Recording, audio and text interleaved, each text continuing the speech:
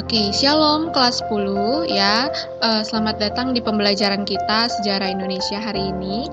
Ya, kita akan sama-sama melanjutkan pembelajaran kita ya dengan materi yang baru, yaitu wujud akulturasi budaya India dengan budaya Indonesia. Ya, kita masih mempelajari ya sama-sama mengenai pengaruh budaya Hindu-Buddha ya yang dibawa oleh bangsa India pada waktu itu. Nah, kalau kalian ingat ya, kemarin kalian juga sudah banyak mempelajari ya, beberapa minggu yang lalu kalian mengikuti virtual tour membedakan ya corak dari candi ya, fungsi dari candi antara agama Hindu dan agama Buddha, apa perbedaannya sudah kalian lakukan.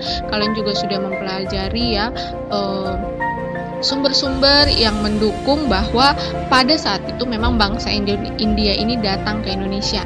Ya, dan kemarin kalian juga sudah menonton video ya yang menunjukkan secara lebih detail lagi ya bagaimana ceritanya sehingga bangsa Indonesia ini pada akhirnya memeluk ya beberapa bangsa rakyat Indonesia ini memeluk agama Buddha, bagaimana cerita sejarah masuknya agama Buddha dan agama Hindu di Indonesia. Dan yang kita tahu ya, sekarang pemeluk agama Hindu ya terbesar di Indonesia itu berada di Pulau Bali ya. Hari ini kita akan sama-sama lanjut ya mengenai akulturasi ya. Akulturasi itu apa? Ya, akulturasi itu adalah ya suatu proses pencampuran antara unsur kebudayaan yang satu dengan kebudayaan yang lain ya, sehingga membentuk kebudayaan baru. Nah, jadi kalau kita bicara akulturasi budaya India dengan Indonesia, berarti kebudayaan India ini yang akhirnya bercampur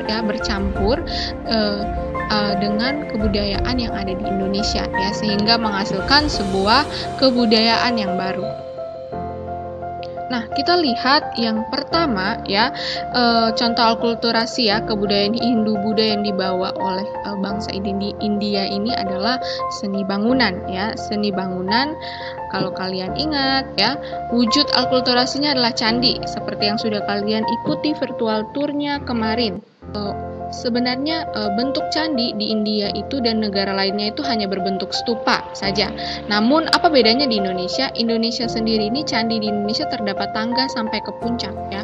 Ini merupakan unsur budaya Indonesia berupa punden berundak ya. Jadi punden berundak ini adalah sebuah budaya yang berasal sejak masa megalitikum gitu. Nah, sebenarnya masuknya budaya dari India dalam seni bangunan ini tidak diterima begitu saja oleh bangsa Indonesia. Ya, disebabkan sebelum masuknya budaya dari India tersebut ya, dalam bidang seni pun seni bangunan ini ya, bangsa Indonesia sudah menguasai teknik seni bangunan yang cukup tinggi ya, terutama pada zaman megalitikum. Nah, sehingga inilah yang menyebabkan adanya perbedaan. Kalau misalnya di India hanya berbentuk stupa, di Indonesia sendiri ada tangga ya yang menuju sampai ke puncak candi ya, gitu. Nah, selanjutnya ya, ini contoh ya perbedaan candi Indonesia dan India. Kalian bisa lihat kalau candi India itu hanya memiliki bentuk stupanya saja, tapi kalau candi Indonesia lebih kompleks lagi ya, ada tangga yang menuju sampai ke puncak candi. Oke. Nah, ini jadi wujud akulturasi candi yang pertama. Nah, yang kedua ya, bicara yang kedua selain bentuk, kita bicara mengenai fungsi ya. Kalau di India ya, fungsi candi di India itu hanya sebagai tempat ibadah.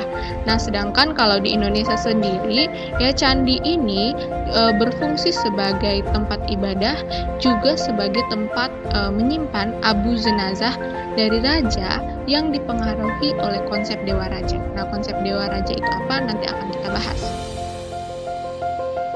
Oke, selanjutnya adalah seni rupa atau seni lukis ya.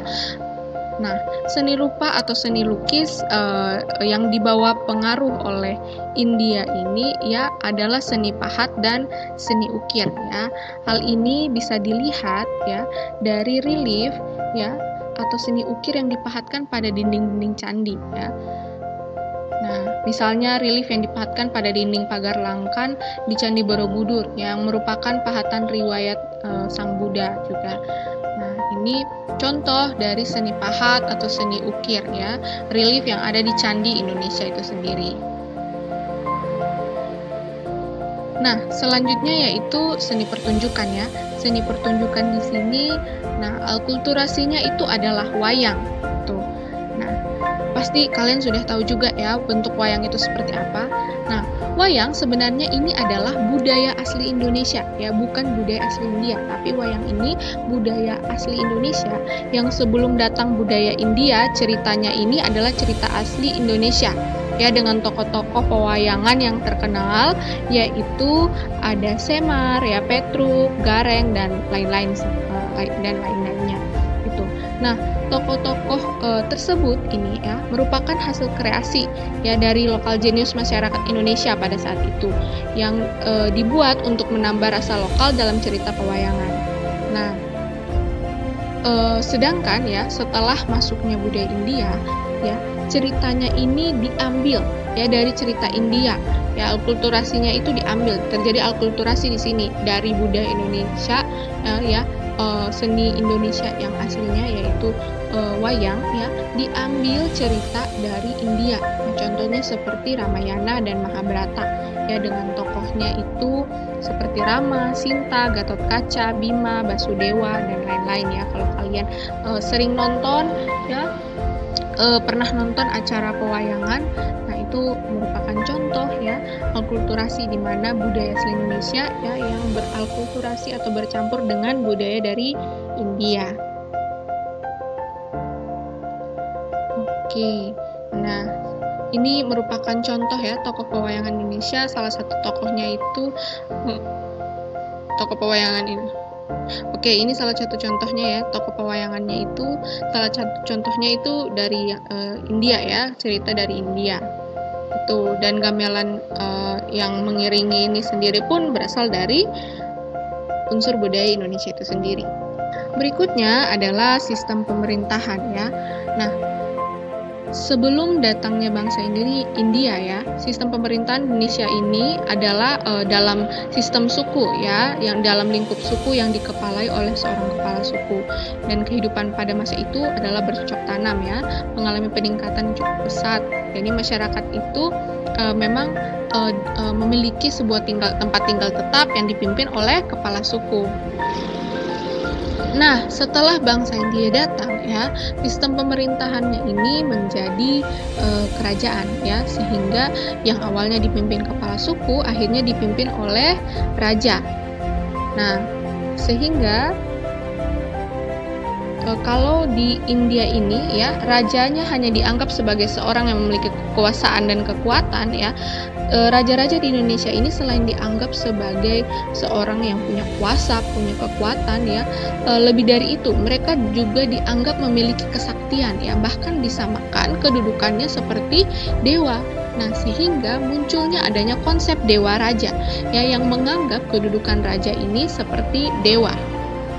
Nah, jadi itu adalah sistem salah satu alkulturasi dari sistem pemerintahan. Nah, berikutnya ini sistem kepercayaan ya. Sistem kepercayaan pastinya wujud alkulturasinya adalah agama Hindu ya, kepercayaan Hindu dan juga Buddha. Jadi pada awalnya ini ya, Indonesia ini punya kepercayaan animisme ya. Animisme itu apa? Kepercayaan kepada arwah nenek moyang yang dianggap tetap hidup dan memiliki kekuatan gaib. Nah, selain itu ya, nenek moyang bangsa Indonesia juga memiliki kepercayaan dinamisme ya, yaitu kepercayaan kepada benda yang dianggap memiliki kekuatan gaib. Nah, setelah bangsa India ini datang ya, sistem Hindu-Buddha pun mulai berkembang ya, kepercayaan Hindu-Buddha pun masuk dan mulai berkembang di Indonesia itu sendiri. Nah, dan ini ya, adanya konsep dewa raja ya, dewa raja seperti yang sudah ada di sistem kerajaan tadi.